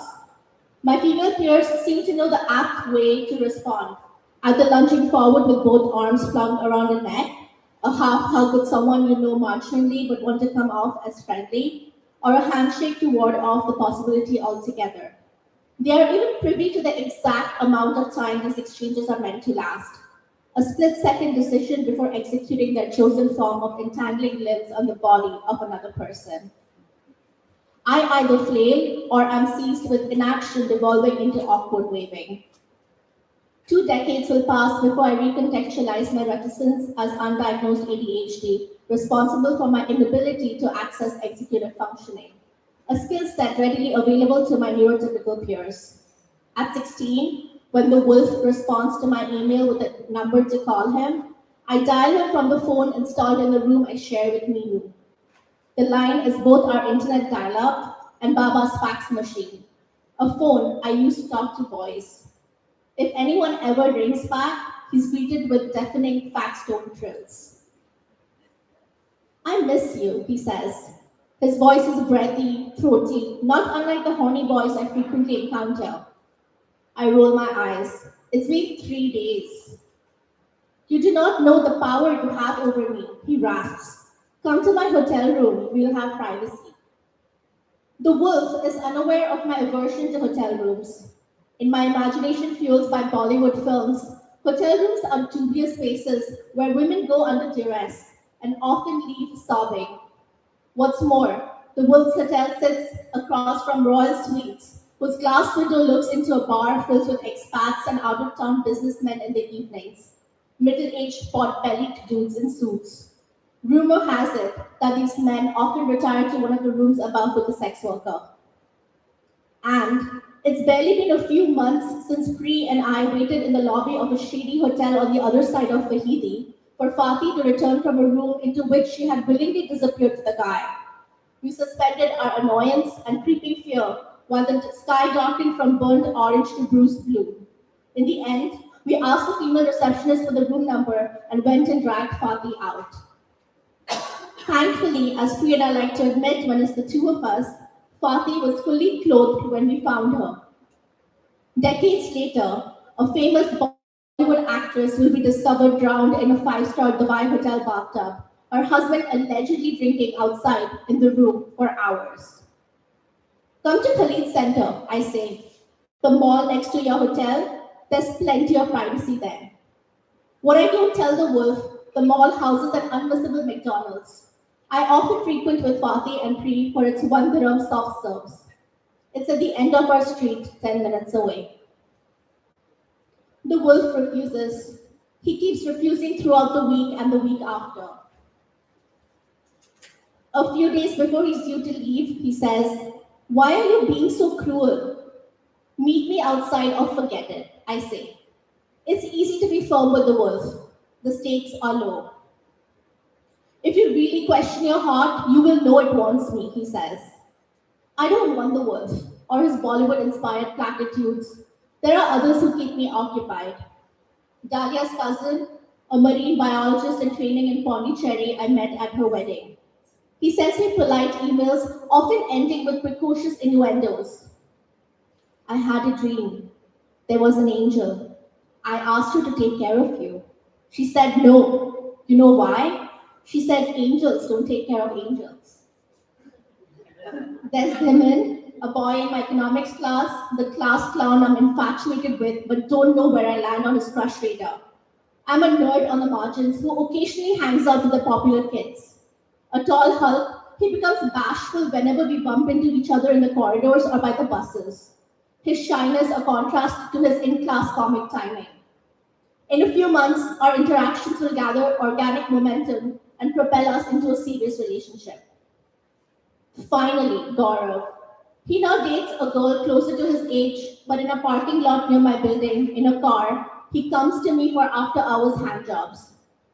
Shortly after moving to Canada after high school, I will learn Gaurav was hooking up with Fatih and me at the same time. To the wolf, I say, you wish. The wolf is erratic. He writes every single day short paragraphs about how much he misses me. I can't wait to see you. If only you knew what you mean to me. Your voice, your smile, the way we sat together just talking. Don't you remember how you were lost in my eyes, my words? Don't you remember how time stopped, how those hours felt like seconds? I know you miss me too. It's my voice you desire. It's me. You want me and you don't want to admit it. He intersperses these emails with hour-long calls from India. Once, he says, I cannot imagine spending my life with anyone else. I'm willing to wait for you for as long as it takes, be it 5, 10 years. I will wait until your heart decides it loves me back. Each time he's in Dubai, he perseveres to convince me into meeting him alone in the hotel room. Each time, I stand my ground. The following summer, when I'm in Kolkata for school holidays, he begs me to meet him in his Alipur flat. I refuse. He threatens to end our friendship. I agree and don't visit a net cafe for weeks. But upon checking my inbox a few days before flying out of the city, I find 27 emails, the last 3 sent on the same day. Email number 1. I'm a fool. I have changed my mind. Please don't leave me. Email number 2. I miss you too much. You don't know the depth of my love. No one can love you like I can. Email number 3. Where are you? Why haven't you replied to me in so long? I miss you. Please write back or call me. I'm waiting.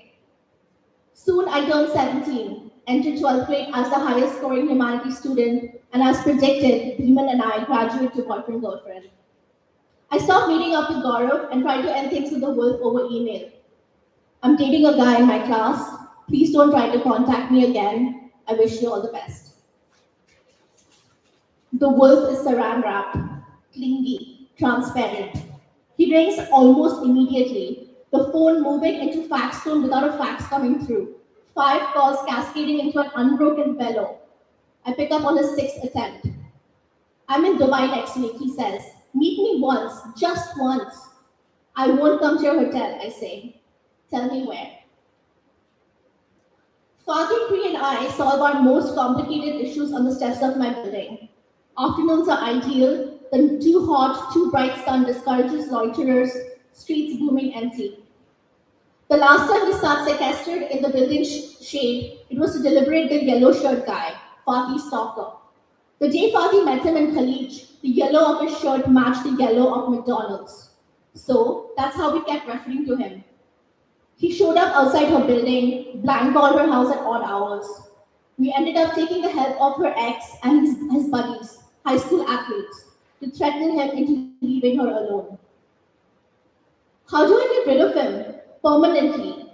I chew at a peeling skin at the corner of my thumb, drawing blood. Fatih slits her throat with a forefinger. Kill him. I visualize stabbing him in the stomach with a sharp object, blood spurting in gasps as he falls back in slow motion, life slithering out of his beady eyes. I suck on the cut. Seriously. Pri, our resident passive observer, where are you meeting him? Pri says. Pri, our resident passive observer, is never entangled in boy problems of her own.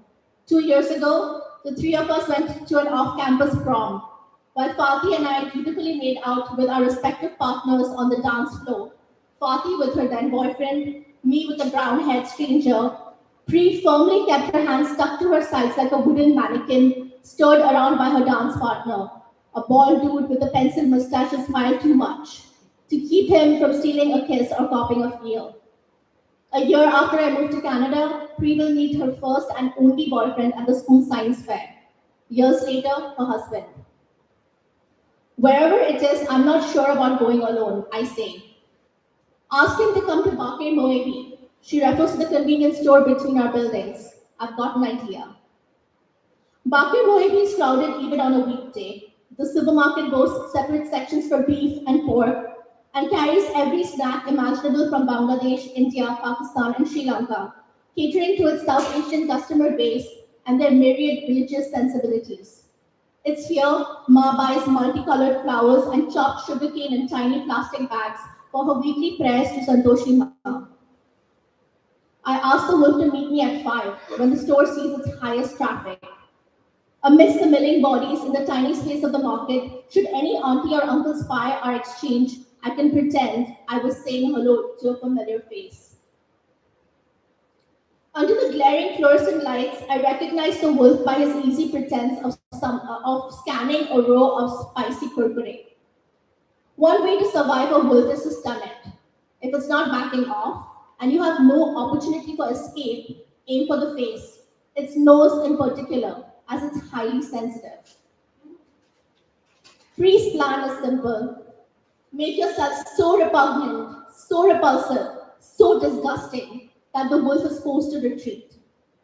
Dressed in a ratty, oversized, long-sleeved tee with horizontal black, gray, and white stripes that I had owned since I was 12 and only donned at home, Ma says it makes me look like an escaped convict.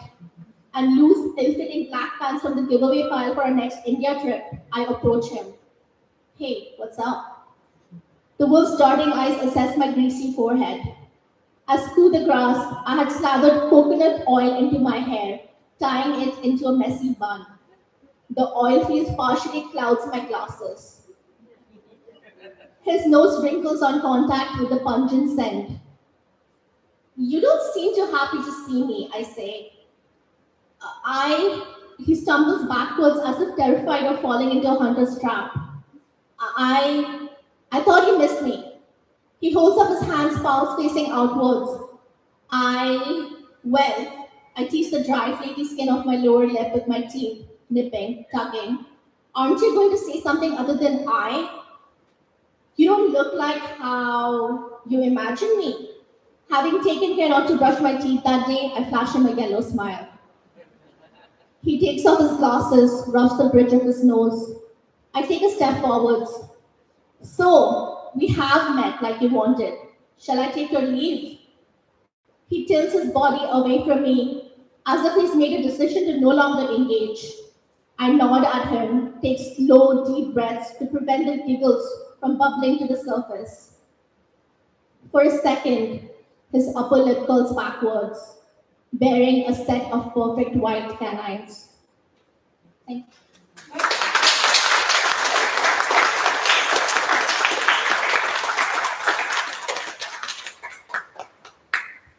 That's interesting. We were just talking about how like, street harassment and then yelling at you, and then you get to a certain age and that stops, and you're like, is that good? It's good. But am I invisible? Yeah. So, our final leader for tonight, Kathy Friedman, is a Jewish queer disabled writer, as in Free Palestine. She is the author of the short story collection. Oh, right. I use my reading glasses for reading. Yes, that makes it easier. She is the author of the short story collection, All the Shining People, from House of Anansi, 2022, shortlisted for the Trillium Book Award, the Danuta Gleed Literary Award, and the Relit Award for short fiction. Kathy teaches in the Bachelor of Creative and Professional Writing program at Humber Polytechnic and is at work on a collection of essays about travel, music, and mental health. Originally from Durban, South Africa, Kathy now lives in Toronto on the Dish with One Spoon, Wampum Belt territory.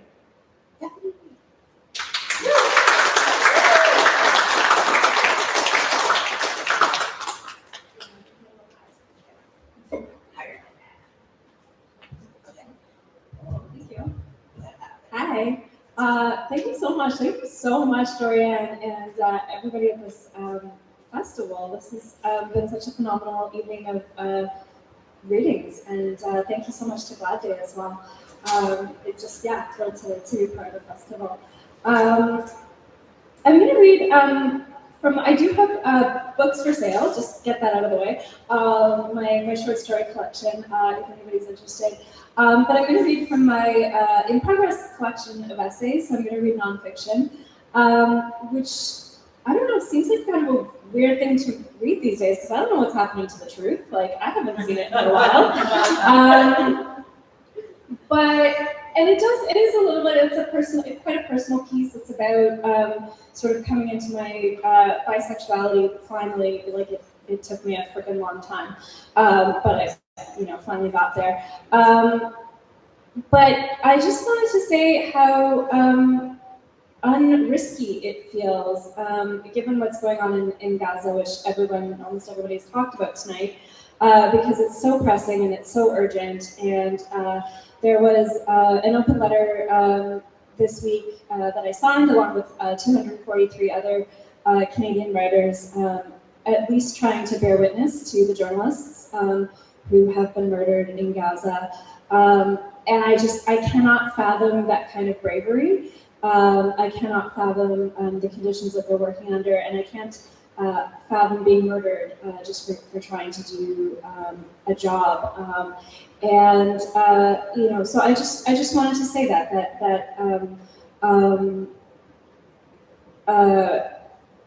I hope with everything that I do and everything that I bring that it's in solidarity with them and with the stories that they are so bravely bringing to all of us. So yeah, I'm going to read from my piece. I'm not going to read the whole thing. If you want to read it, it's available online for free. It was published this summer with Send My Love to Anyone. So you can Google that and my name and you'll find it if you're curious what happens, how this all sort of turns out. It's called, from an essay called You Can't Ever Get Close. I do have some content notes for transphobia, art monsters, and in particular kind of grappling with child sexual abuse. So yeah, this is You Can't Ever Get Close. I'm going to read just from the beginning and until my time is up. So thanks for listening. On my last afternoon in Prague, I set out for Kafka's grave. But having misread the guidebook, I ended up stumbling around a muddy cemetery for over an hour before I found someone to ask for directions. The security guard explained that Kafka was buried elsewhere in the Jewish cemetery. Obviously. I raced up the road, trying to get there before it closed for the day. I was too late. The tall iron gates were already locked. I briefly considered scaling one of the stone walls, breaking in, and I might have tried it if the cemetery weren't on a busy street. Instead, I walked along the perimeter in case I could see Kafka's resting place through the bars of one of the gates. I was in luck. There they were, Hermann, Julie, and Franz, the latter's headstone heaped with small stones, the Jewish tradition. I'd collected some myself in the wrong cemetery. I stood at the gate for a few minutes, head bowed, hands clasping the iron bars, and tried to reflect on what Kafka's work had meant to me, but I couldn't think of anything very profound. Then I had an idea. I reached into my pocket, drew my arm back, and lobbed a few stones over the gate in Kafka's direction. I don't think any of them quite made it onto his grave, but at least I'd done my best under the circumstances to pay my respects. I love visiting the places that have formed the writers who have helped to form me. Elsewhere in Prague, I looked for the balcony referenced in Milan Kundera's The Book of Laughter and Forgetting, the one where Communist Party leader Clement Gottwald was photographed giving a speech in 1948. I didn't care about the historical event, just the way Kundera discusses the photo's significance. In Buenos Aires, I sat on the small hill outside Borges' library and drank té con leche at his favorite cafe. In Copenhagen, I was thrilled to find Kierkegaard's grave quite by accident, and in Chile, I visited all three of Neruda's houses. The term literary tourism evokes a contradiction. Literature is an exercise in imagination, while tourism plunges us into the real. Travelers confront practical difficulties like sunburn, missed connections, language barriers, and figuring out how to refold a map. They are active in the world. They get things done. Readers, on the other hand, cogitate. They solve textual problems. Who committed a murder? What an image signifies. The appeal of literary tourism lies in its potential to connect the concrete public world with the abstract, deeply personal experience of reading a book, enriching our understanding of both. The only time I've gone somewhere for the sole purpose of delving into a writer's milieu was when I drove out to Bingham, Ontario, the epicenter of Alice Munro country, in the summer of 2016. I relished the opportunity to overpack. So between my guitar, Coleman cooler, and camping chairs, my rusted Acura's trunk looked like a game of Tetris once my new boyfriend R had finished packing.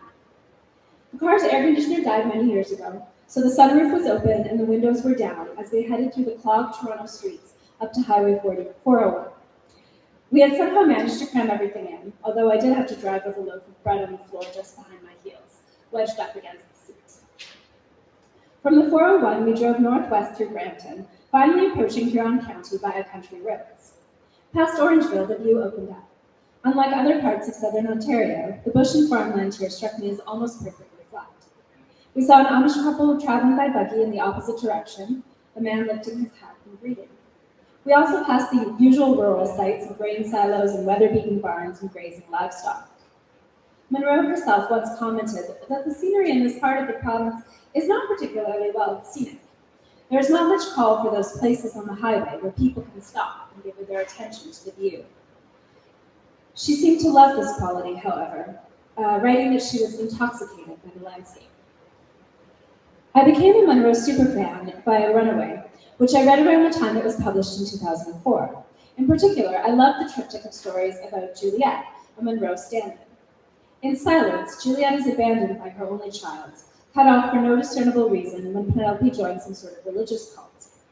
I'd been devastated for Juliet, beguiled by what Jonathan Franzen, in the book's New York Times review, called Munro's almost pathological empathy for her characters.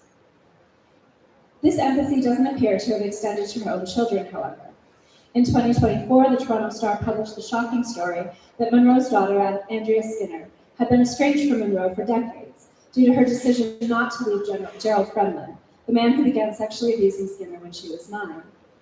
Munro found out in the early 1990s, when Skinner was 25, and stayed with Fremlin until his death, even after his 2005 conviction for having assaulted her daughter. I understand why people are interested in the question Claire Diderot posed in her viral essay, "What do we do with the art of monstrous men?" Although it doesn't strike me as particularly useful or generative. Women artists, Diderot notes, are considered monstrous when they abandon their children. I also agree with the writer and childhood sexual abuse survivor Brendan Taylor, who argued after the news broke about Munro that questions like Diderot's erase Skinner's suffering, inscribing Munro's readers as victims instead, betrayed by their favorite author. I would also submit that fans are not required to devise an identical response to the art of people who do terrible things. As Diderot herself cannily points out, we is an escape hatch. We is cheap. We is a way of simultaneously sloughing off personal responsibility and taking on the mantle of easy authority. The real question is this: can I love the art but hate the artist? Can you? There's just no need for a collective response here. People for whom Munro's writing still brings pleasure can read her work without fearing that they're somehow morally abased by her parenting failures. People who no longer want to read or teach it due to sheer disgust, or for any other reason, can avoid it without being castigated for allowing emotion to cloud their aesthetic judgment. Those who never liked Munro's books can continue to dislike them without gloating, please. It's all right for each of us to choose our own path forward. The only thing I feel is certain: no one can read her work the same way ever again. After passing a bank and a Tim Hortons, R and I turned off Highway 86 onto Wingham's main drag, Josephine Street. A banner high above the road advertised the Alice Munro Festival of the Short Story, the reason for our visit. I was uneasy as I got out of the car. I'm often self-conscious in small towns, nervous that my companions and I are being judged for perceived pretension. If you come from a big city and have read even a little Alice Munro, it feels like a fair assumption to make. Like Rose and Munro's Who Do You Think You Are, I become aware of the uselessness of my hands, my inability to do the practical things most people take for granted. Worse, there's my Jewishness, my vegetarianism. Also, this was my first trip with R. I worried that we would fight or discover unpleasant things about each other.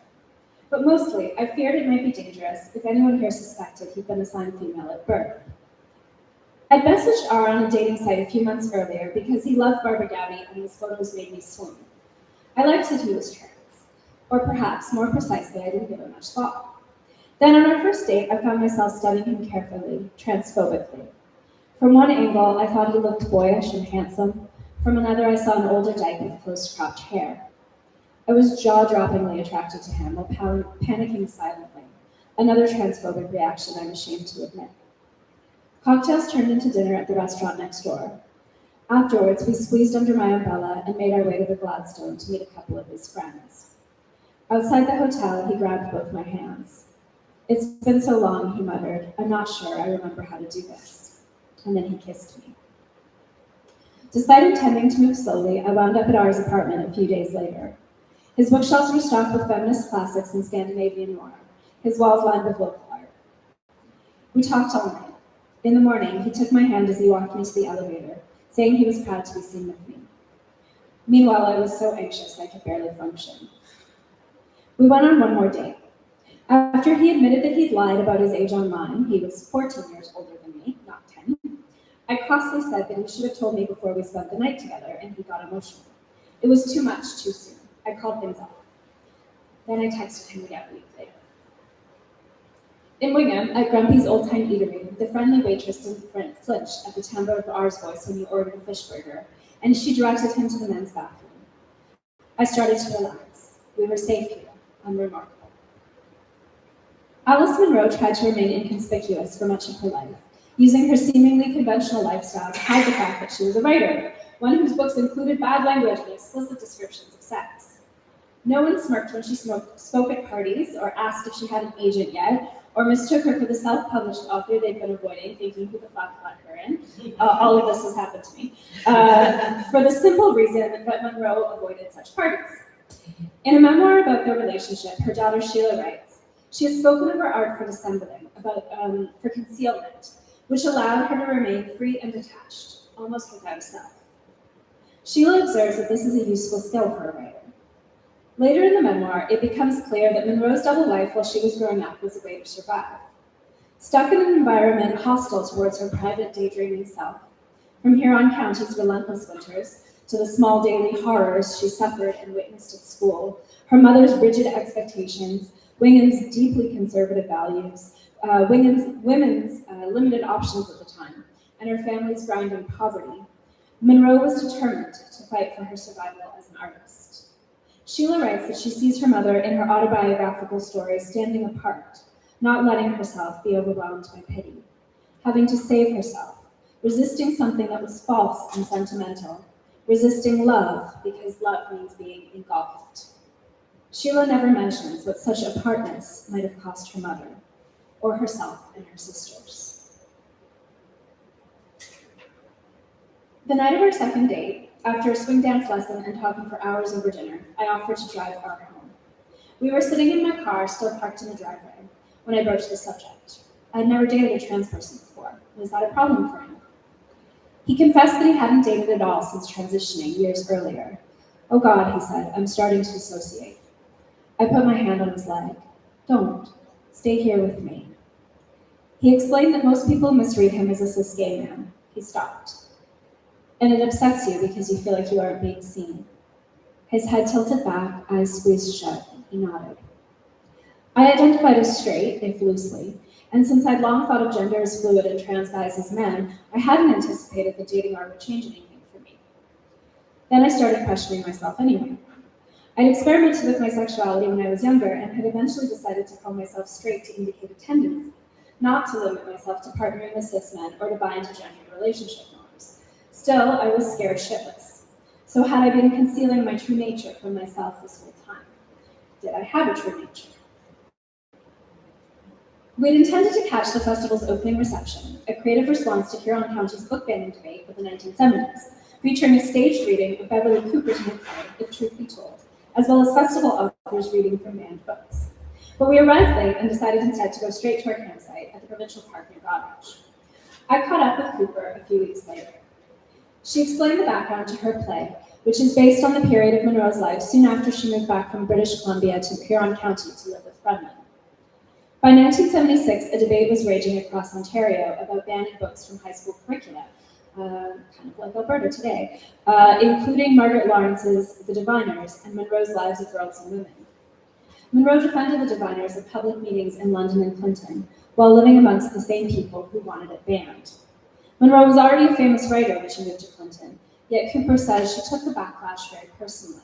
There was a time when she wouldn't go back to women. She stayed in Clinton. Perhaps such hidden tensions help explain why literary tourism can be a frustrating experience. We visit a town, retrace an author's steps, chat with a few residents, catch something of the cadences of a place.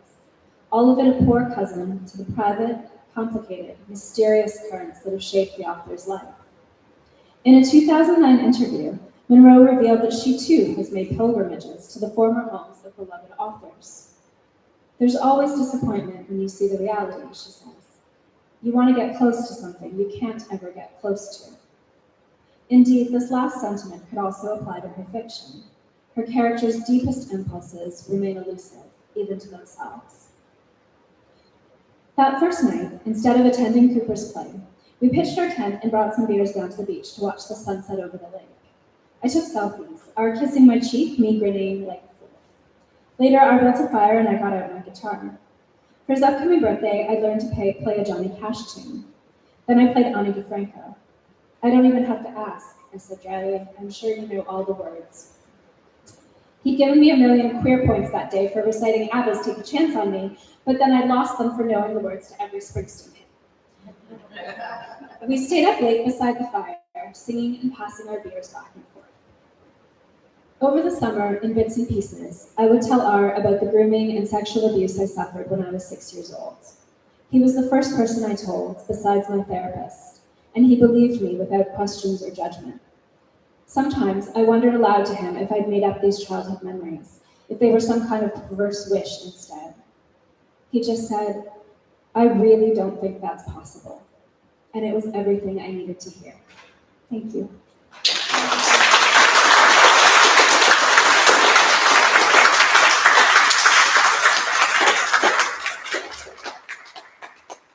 I feel like another through line tonight is like, do you have, what was the line? Like, do you have an inherent nature or something like that?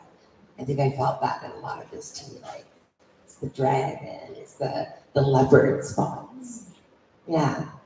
Sorry, I just really like to do this. I like to think about like synthesis and things that come together for me. Even as disparate as the people you can put up together, there seems to just always be some sort of lovely alchemy. Okay, so we're done. Thank you all for coming. You're a wonderful, wonderful audience. You can linger, right? Nobody's gonna kick you out immediately. So if you wanna linger, if you wanna chat, if you wanna make connections, make community, if you wanna buy books, or stop to snap a QR code and donate to us, or put cash in the box, or see, break down the details of everything else we're doing. You can hang out for a few minutes, and but we're done. Our official programming. Thank you.